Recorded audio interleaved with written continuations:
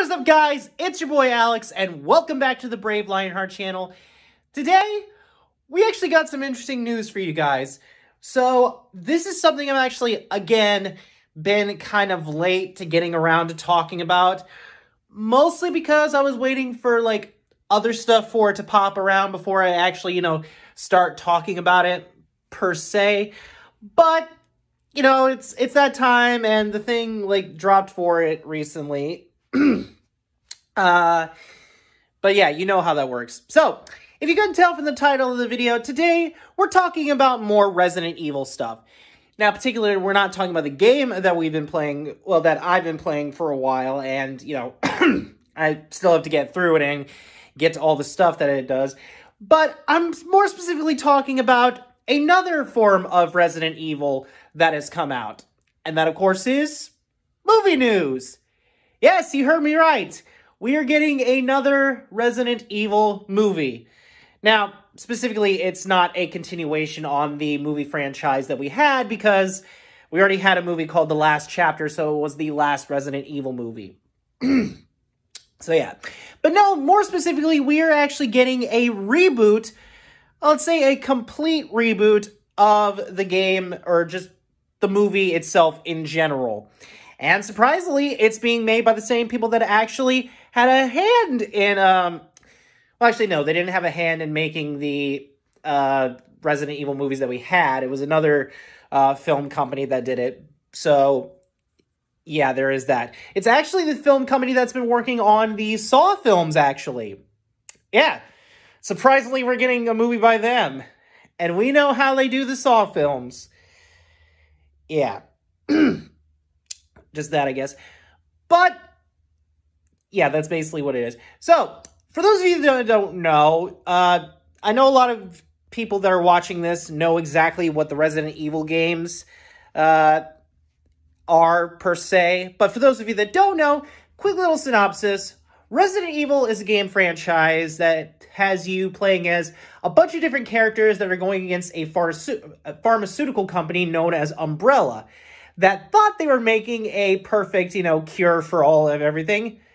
But no, they made zombies and horrifying monsters. And throughout the game franchise, you're trying to stop Umbrella from, creating more zombies and more monsters and basically destroying the entire world with them.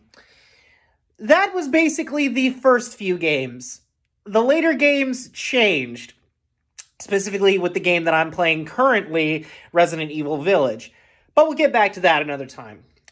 And like I said, we actually have had a movie franchise that hasn't really followed the game's storyline, per se. And has basically just gotten worse and worse with every release of the movie. Well, now, like I said, we're getting a complete reboot of that franchise, and this company is actually, well, the film company is actually going to be following the game's storyline. Sort of. Which is why we're going to be taking a look at some released set photos that they had of the movie. And, per se, we'll also talk about the trailer once we get into that. But right now, we're just going to start the video right off. So like I said, we're going to start off with the set photos that we have gotten first for this new movie. By the way, I probably should have mentioned the title for this movie that we're getting a reboot of. Which, of course... Sorry, I had to clear my throat. The title for the movie that we are getting is Resident Evil, Welcome to Raccoon City. Yeah, that seems more like a sequel title than a title for a first movie reboot. But I'll explain why the movie's called that when we get into the actual trailer talk about, which is coming up after I talk about the set photos. And the set photos for this movie honestly aren't that bad, to be honest. And also what I mean by they're not too bad, they're also kind of questionable when I first saw these set photos of the characters. Speaking of which, we have our first set photo of two of our other cast members. I'll talk about the other cast members in a second.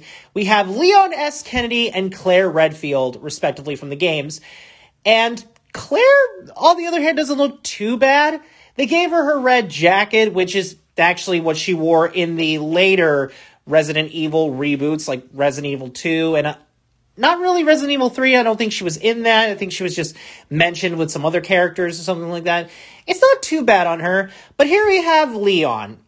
And it's okay, honestly.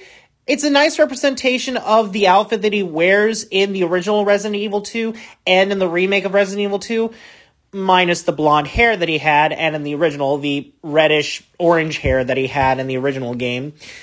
Honestly, to be completely honest about these outfits, they kind of look like someone who cosplayed as the characters at a convention. Which, honestly, for a film like this, it's not bad. It's kind of questionable a bit, but it looks pretty decent. Now, these next characters, I will admit, are kind of questionable for the casting choice, but actually, I should probably talk about the casting before I talk about their character designs for this movie. I probably should have mentioned that Leon is being played by Beck from Victorious, and Claire is being played by the main actress that was from the Maze Runner movies. I didn't remember her character name, but I did remember her actress name is Kaya or Kaya. Now, the other actors we have, you might remember this guy from being the shirtless guy from both The Babysitter and The Babysitter 2. You know, a fun, light, weird, and dumb comedy horror film about a kid that's being attacked by a babysitter. Yeah, he's playing Chris in this, Claire's brother sort of thing, and an actress that actually has been in the other Resident Evil films and was not a bad actress. I mean, she did play a character for a while that just let herself get chewed on by zombies in The Hive. God, that's still like a stupid name for an Umbrella operation. But she will be playing Jill Valentine in this movie. Sorry if that sounded really awkward, but, you know, honestly, I think she could probably pull this role off pretty well. The other two characters, I wasn't sure about the last guy that's in this group, in this set photo, but the other guy is Albert Wesker. Yeah, the main antagonist for most of the Resident Evil games. Yeah, in the first game you find out he was a double agent working for Umbrella to try and bring out the virus and, you know, take over the world and stuff, you know, typical supervillain-ish kind of thing.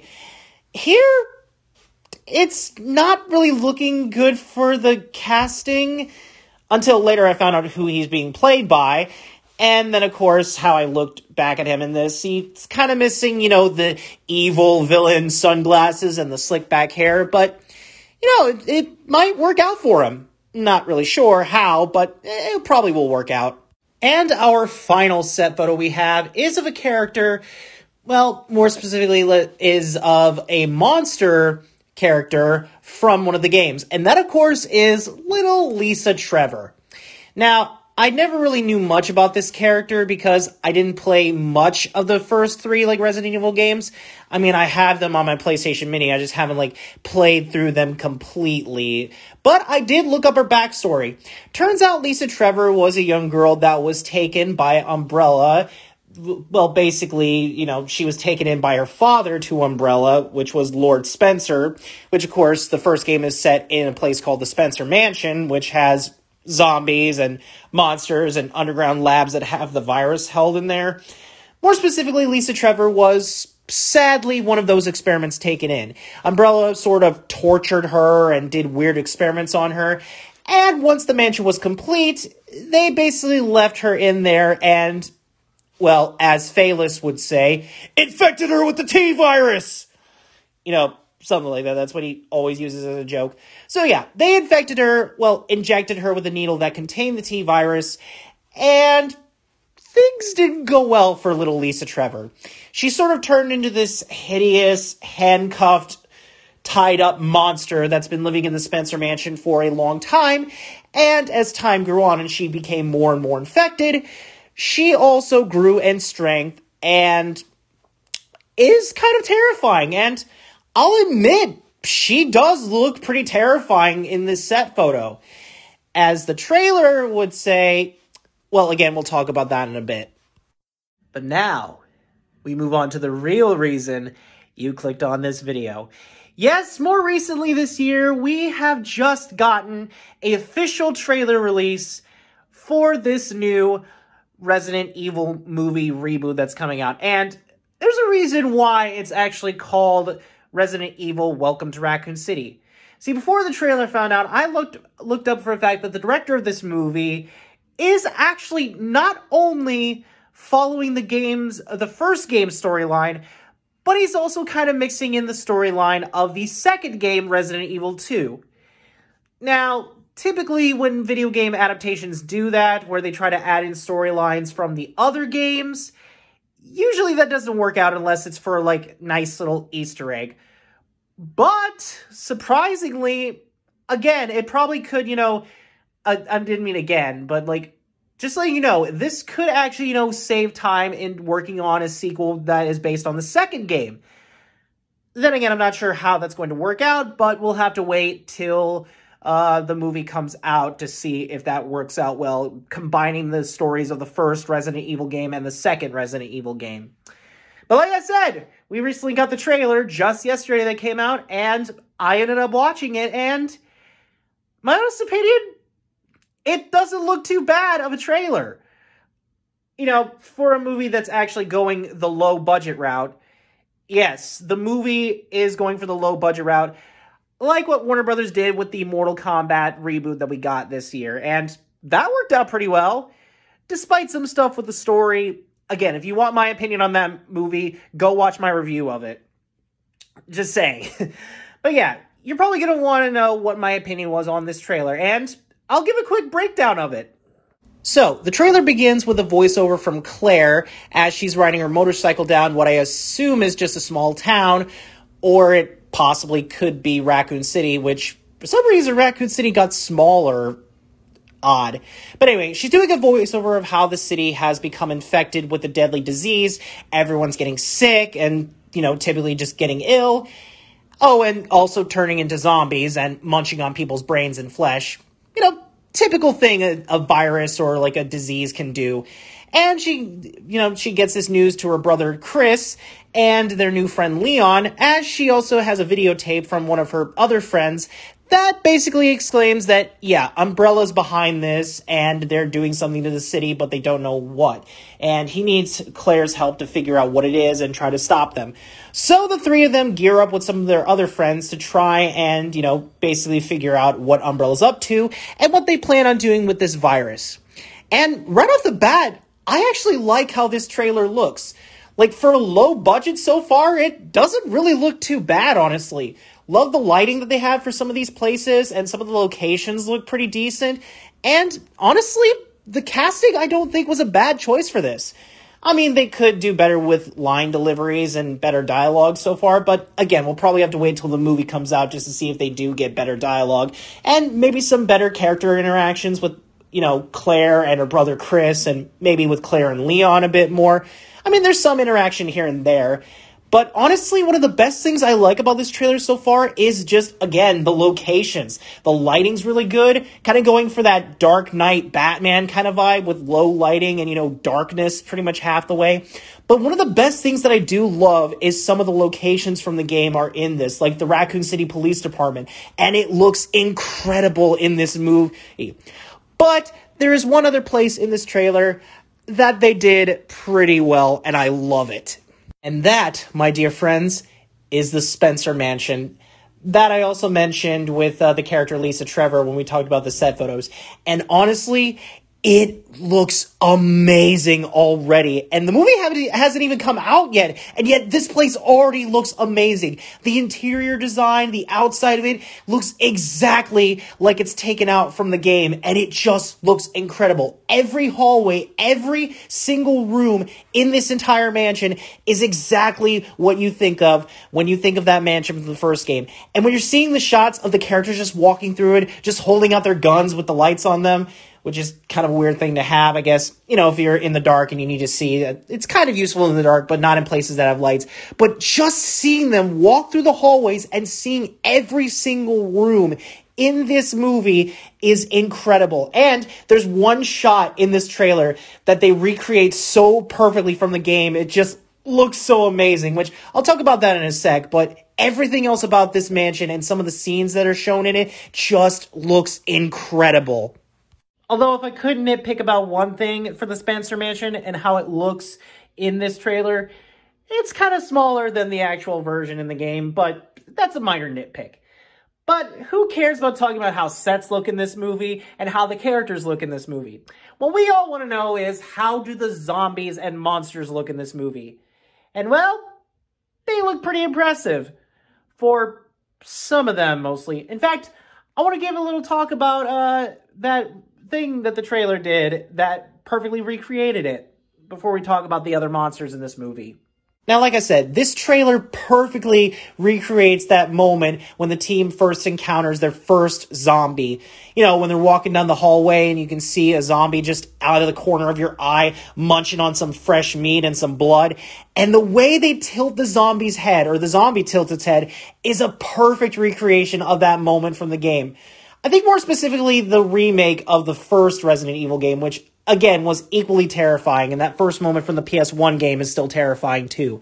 And it just makes all the other zombies in this movie look really good, especially this truck driving one, which I didn't even notice until I rewatched the trailer again, that there was a zombie dog just sitting beside him in the truck before he crashes in front of the police station.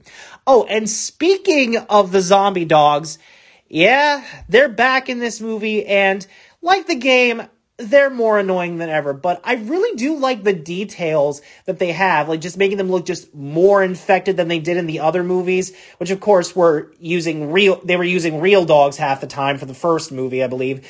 Not for the rest of the movies, they use CGI. And specifically, this movie uses a lot of CGI, which it's not the best when you first look at it, but I'm pretty sure once the movie is fully finished, they'll probably do the CGI a little bit better. But just seeing all these creatures, and for some reason, the big one that you see in this trailer, I think was supposed to be William Birkin after he took the T-virus, or the G-virus as it's used in the second game and in the third game. Yeah, really weird. Again, they're combining the stories of the first and second games. But it's supposed to be the White Tyrant, and it doesn't look too good. But one of the best things, of course, this movie has to bring back is the Lickers. And surprisingly, they made them look really, really slender. Not really bulky like they did in the games, but they already look incredible, and I love the slender design that they have for this. Honestly, I can't wait to see what this movie does with these creatures. Alright, there you go, guys. That was my trailer breakdown of the new Resident Evil reboot coming out, and our first look at the set photos of the new Resident Evil movie. If you guys are excited to see it, then it'll be hitting theaters November 24th of this year, which, again, for a low-budget look for the movie, I'm still kind of excited to see if this movie actually changes what the franchise did, you know, what the movie franchise did to the game franchise, basically. Something like that. But again, I'm very excited to see this movie. Let me know in the comment section if you guys saw this trailer, what you guys thought of it, and what your favorite thing you saw was in the trailer, from the game or from anything else that's Resident Evil related. Oh, and also, if you guys want to check it out to look for hidden Easter eggs, because I tried my best to look for hidden Easter eggs in the trailer, and I think I only found a few from the other games and stuff like that. But anyway, with that being said, thank you all for watching this video. Oh, sorry. Had to get the light. Oh, yeah, I gotta stand right here because both lights are cornering on me like zombies. Ugh. But anyway, like I said, thank you all for watching this video. Don't forget to hit that subscribe button and click that notification bell to never miss a new video. Until then, I'll see you... I'll see all you awesome guys and gals later. Bye-bye!